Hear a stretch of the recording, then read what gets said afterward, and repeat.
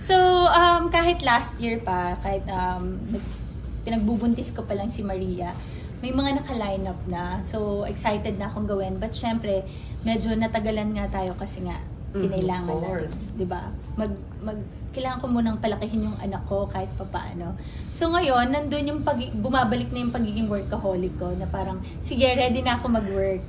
Alam mo yun, gusto ko magtrabaho, but yung nalilito na ako sa gusto ko bang unahin maging ina or gusto ko na maging artista ulit, yung ganun. Pero at least ngayon na mag-1-year-old na si Maria, eto na. Best of both worlds. Yes. So magagawa Proud ko siya na. sa'yo, for sure. Sana, panggatas mo to, anak. I love